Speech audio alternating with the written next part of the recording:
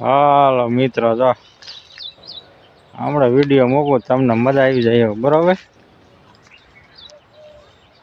ન મજા આવે તો મજા લેવાની જ હવે. કપાઈને આપણે શું ખેડૂ માથી હાલતી એટલે મજા જ લેવાની બરોબર. ખેડૂ માથે અત્યારે હે ને લાઈટ વાળા કેવું કરે બરોબર ને. આપણે હે ને રજકામાં હે ને આ રજકો છે એમાં માલે સરે અને તમને સમાચાર દઈ દો બરોબર ને. જો જિગ્નેશ મેવાણી ગયા, તમે જીની વાડીમાં જે થાંભલા આવે ને મેન થાંભલા લાઈટને આમ અદાણી વાળા નાખે ને, હળવદ જિલ્લો મોરબી કચ્છમાંથી તો આવે એમને દ્વારકા બાજુ જે ગામમાં આવે બરોબર. અહીંયા એક ઠેકાણે તો આમ બહુ છે ને ઝાઝા થાંભલા આવે એક ગામમાં બરોબર.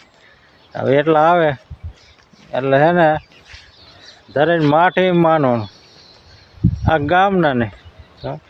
એક સમય થોડા ઘણા પૈસા દે તો સારું લાગે, પણ પછી એને મોંઘવું પડે. પૈસા ખૂટરે એટલે હે ને સારું ન લાગે. જ્યાં લગન હોય ત્યાં લગન ન વાંધો બરોબર ને. આમાં એવું હોય છે, પૈસા હોય ત્યાં લગન મજા આવે, પછી પૈસા ખૂટે પછી સાંભળે, પછી ઘઉં સાંભળે, બધું સાંભળે. ઓલે વાડી હોય તો આપણે વાવી, ન હોય છે ને ભાઈ તો નકરા થાંભલે ખોડી કર્યા હોય તો તમે શું અહીંયા વાવો? કાંઈ હોય તો નહીં, કાંઈ વાવવાનું નહીં, ખાવાનું શું? પૈસા તો ઘડીકની વસ્તુ હે, આવે નહીં, આવતા વાર લાગે પણ જાતા વાર ન લાગે બરાબર. આવું આમ હે ને તમને થકવાડ દે ને ત્યારે પૈસા આવે, કે ન આવે? તમને એમ થાય કે હવે છે ને જ્યાંય મેર નથી પડતો ત્યારે માંડ થોડા ઘણા આવે. હું હોય જાવામાં હે ને કાયો ને ગા એક સેકન્ડ વારમાં વ્યા જાય બરાબર.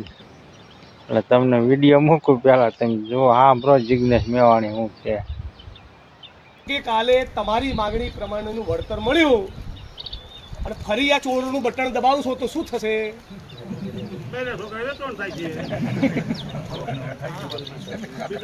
400નો બાટલો 1000માં આપ્યો, પેટ્રોલ ડીઝલ મોંઘું કર્યું, હોસ્પિટલના બિલ મોંઘા કર્યા, રાશન કરિયાણું મોંઘું કર્યું, ખેતીના ઓજાર, જંતુનાશક દવા, ખાતર આ બધું મોંઘું કર્યું.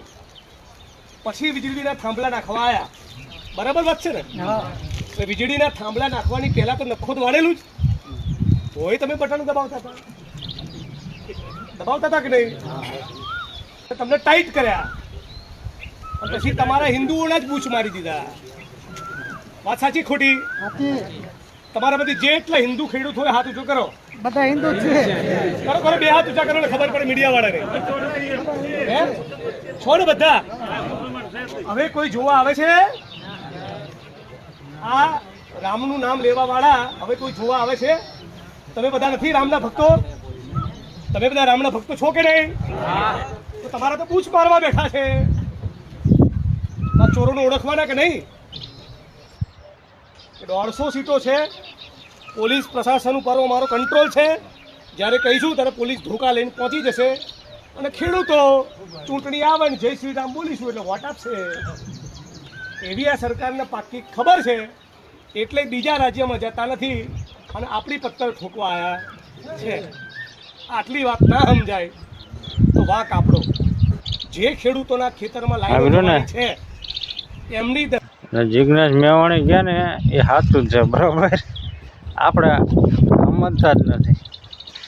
સમજીએ પણ મને એમ લાગે છે હે ને ઘેરે આવેલા ચૂલા લગન અડી જાય છે ને, ડબ્બામાં લોટ નહીં હોય, કોઈ ઉછીના દાણા નહીં દે, આવું બધું થાય ને એ સમજી જાય કે આપણે હે ને આ ભાજપથી આગું રહેવાનું.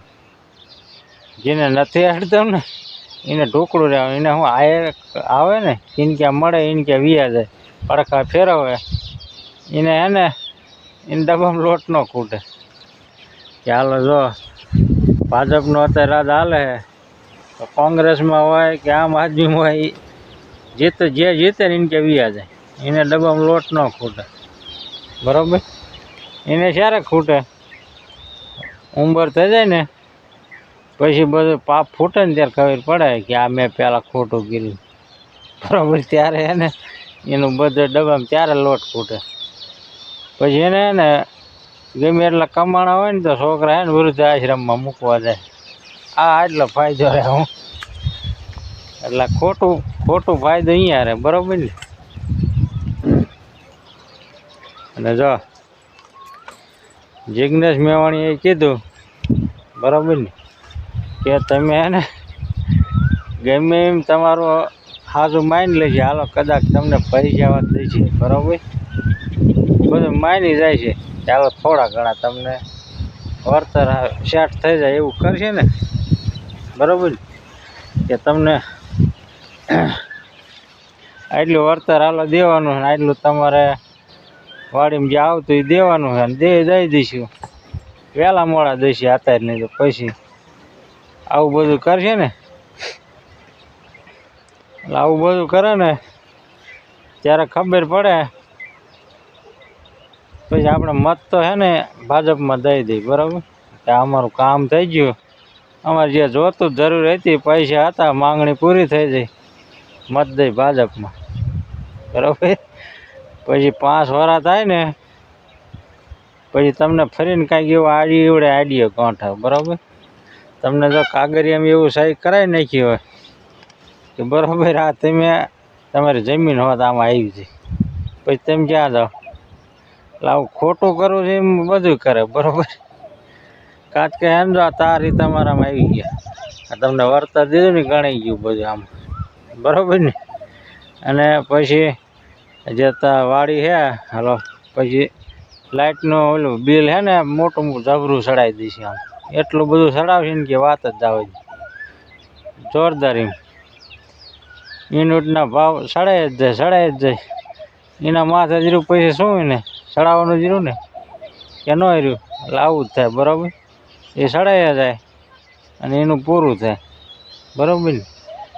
જો એ ન ચડાવે તો એની કંપની એટલી બધી તો ગણાય નહીં કે હાલો એને ન ચડાયા, સારી રીતે કોઈ થાય નહીં, બરાબર. મોદીજી સારા થાય કેમ કે એટલે કરોડો રૂપિયાનું દાણું માફ કરી નાખે કંપનીવાળાનું, એવા જ કંઈ સારા થાય નહીં કે હાલો અમારે હવે તમને ઓછા ભાવમાં વીજળી દઈશું ને આમ નથી, એવું જ કંઈ કરે નહીં.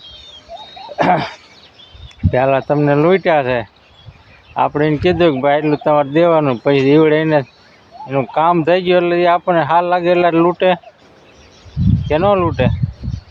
પછી અત્યારે 5-7-8 યુનિટ હાલતા જ, પછી 10-10 ચડશે, 20-20 ચડશે, બરાબર. અને બીજા બધા નેતા ટેસડા કરી અને ખેડૂત હે ને એક રોજડા રોશે, આવું હાલ છે, બરાબર. ગમે લાઇટનું આવશે તો ખેડૂત રોજડા રોવાના, ડીએપી યુરિયા, તમે ડીએપી અત્યારે ન લ્યો ને તો યુરિયાની ઠેલી વાટ નથી દેતા, એટલે આવું બધા નાટક બધે તમે સમજો. હું ડીએપીમાં ભાવ ચડાવી દીધા, બરાબર, કે ન ચડાવી દીધા? ભાવ એને શું કારણે ચડાય?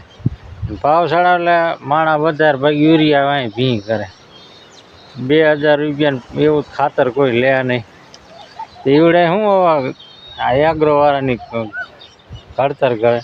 તમે ડીએપી લો તો તમને યુરિયાની ઠેલી 2-3 દે, જો ન લો ડીએપી તો ન દે, બરાબર.